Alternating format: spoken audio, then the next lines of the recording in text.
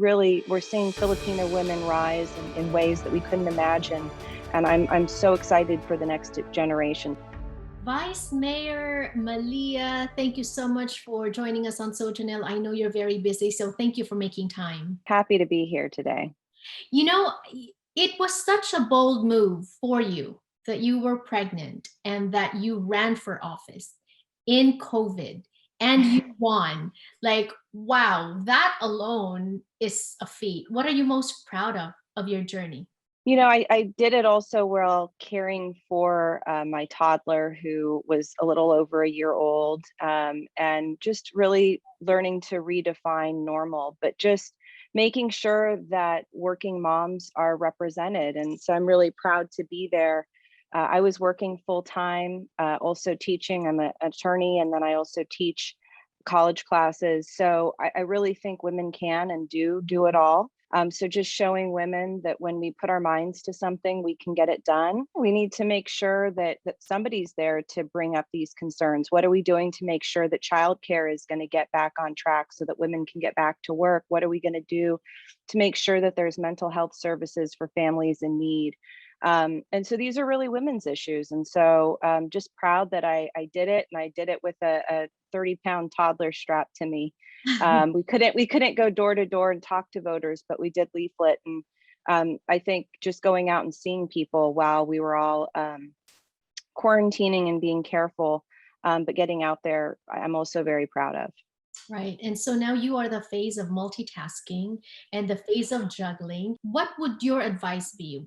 Say maybe top two, top three advice on how to juggle things successfully? Because we all think that, we can't do it all perfectly. Something has to give. But is that the same for you? And what advice can you give us? Two things. One, I think being Filipina and our culture, we are so family oriented, and so learn to lean on your family. I have the biggest supporters in my parents and my sister and my spouse, and I think we all have that. And so, I don't think we're always good at asking for help, but take it when it's there. I was raised in part by my Lola, and my mom's doing the same thing to help out, so take that help. The other thing is just take one thing at a time. You can't do it all, but you can do it in by focusing and by taking one task at a time. And so while something may seem overwhelming, take a deep breath. You've done hard things, you'll be able to do it. You too will be able to overcome that task. And if you focus on one thing at a time, anything's possible. I love that. And you also mentioned something that I want to ask you about is mental health. How are you taking care of your mental health? I know that it's not a walk in the park to take care of a toddler during a pregnancy with a second one. When I was pregnant with my second one, I was on bed rest for 8 weeks. I was, Oh, wow. yeah, I was in and out of the ER three times. I almost lost the baby. So it was horrible. Like, and I know that's mental and physical, and plus the additional stress of COVID, that's all weighing on us, right? How do you take care of mental health, of your You mental know, health? I'm an active person, so getting outside, being outside, and I also get a lot of strength from helping others. So I focused on the things I could control. My pregnancy was very difficult. I've had two miscarriages. Both of my babies are rainbow babies, and everybody's pregnancy is different. And so you can't compare yourself to other people. You have to focus on what's good for you. So I try eating healthy foods. Those are things I can control. Making sure that all of my meals for my toddler are homemade and organic and things like that. I find joy in cooking for him, but also just getting out. And so making things a family affair. So when I went walking precincts, I had him strapped to me. I got a little exercise, where you can multitask in that way and kind of achieve multiple things. Getting outside, I'm really impacted by the sun, as many of us are. So just getting a little bit of the fresh air was really helpful. And then helping people. So I established a phone tree where we called seniors and vulnerable people in the community. And I think hearing the collective community about what they were struggling with and helping them out was really important. You're now defining what a Filipina is, right? Strong in her own self, has her own career, and also now giving back to the community and serving. How has being Filipina hindered you or helped you? I think we have such a rich history and culture, and I was raised, as I mentioned, by my Lola and my grandfather. And, they used to always tell me it's not enough to be proud of your heritage, you have to live up to it. And I take that to heart every single day. And so I think that there's so many values within our culture and our family structure that have been such a strength for me and helped me through those tough times, because I know I have that support system to lean back on. In terms of hindering me, I mean, we've seen hate crimes against Asians on increase during COVID. And even prior to COVID, there were some anti-Asian sentiments being floated. And I'm the only council member that was born here in the city of Alameda. But I was also, people were saying that I wasn't born in this country. They wanted to see my passport. They wanted to see my birth certificate.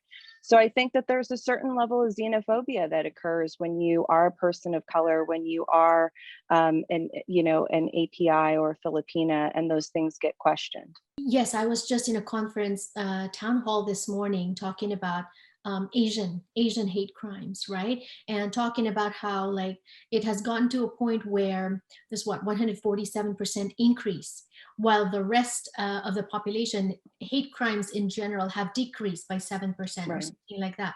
So and this is concerning, and going back to my earlier thought, they're saying that it has gone to a point where posting and hashtagging is not enough. We need to do something. So for people that are asking, we need to do something, what can we do? Every one of us can do something, and I think it's the little things that all add up. If something happens to you, say something, report it. Don't be afraid to call it out if you're a witness to it. If you see somebody saying something, one of the things that my grandfather used to say when people would say things that was racist to him, he served in the U.S. Navy, and we all know that so many Filipinos served in the armed services for so many years with no recognition, no citizenship. And he would ask people, well, what do you mean by that? If they said something that was racist or derogatory, and doing something even as passive as that, as just making people think, hey, what I said might not be okay, really, I think gets people to think a little more sensitively and to really call out those instances of passive racism that occur, so that they don't become these larger hate crimes. The other thing is just being vigilant. I studied urban planning and architecture in college, and what we know is eyes on the street is what makes streets safe. People make streets safe. And so we're seeing these crimes occurring during COVID in large part because there aren't as many people out and on the streets. And so if you are seeing an elder in your community who needs help, be that person to offer to go get them groceries or to accompany them to their door. Those are the little things that make a difference. And I like your dad, by the way, or was it your grandfather that was saying? My grandfather. Yes, yes, because as Filipinos, we're also raised to like be quiet, do not rock the boat, do not, don't do not you do not speak when it's your turn. When you're not being asked, don't say anything, right? And we want to change that. We want to change that for the future generation, for your children, for mine. And that's what you're doing. You're at the forefront, the Vice Mayor, because seldom also do we see Filipinas in elected positions here in the US, right? And this year, 60% of electeds are Filipinas. How does that make you feel? Like you're part of that? Very proud, very proud. And I think that you don't, you to your earlier point, you don't have to be calling people out in a rude or obnoxious way. You can call it out being respectful, being polite, really trying to get at the heart of making people think critically. And I think that's why we're seeing so many Filipino and Filipina elected officials. People are finally ready to step up and take that position. We've been doing so many things for so long. And we're finally finding our voice and finding our support system, and understanding that participating in democracy looks like a number of different things. And we want to do more than just participate. We want to represent. And we know that we're a huge growing voter bloc here in the United States. We're a powerful voting bloc. But people don't always, they come to us when they want their vote, when Right. they want our vote. but they don't necessarily really listen to us and continue to listen to us once they're in office. And so that's why it's incumbent upon us to be our own representatives and run for office. And they don't necessarily fulfill their promises when they're talking to us while they're asking for a vote. So that is good, to your point, Vice Mayor. So as a parting message, I'd like you to speak to the young girls that are watching and to the moms of the young girls. What would be your advice to them, to us? How do we build a generation of strong Filipina women? Listen to your kids. They are so wise. They're wise beyond their years. And I think, when they want to do something, back them up with all of the passion that you have. I think Filipina mothers are so tenacious. They want the best for their kids. They're willing to do whatever it takes. And my mother certainly was that way. Open up those doors that didn't exist for you. Push your way through, push your daughter through that door. Let her know she can do anything, because she can. And I think one of the things that's so inspirational is having a South Asian vice president here in the United States, that we can see a woman of color, we can see another API doing that, taking those steps. And so really we're seeing Filipino women rise in ways that we couldn't imagine. And I'm so excited for the next generation. So just encourage them, reach out to people like me if they're interested in things like law or government.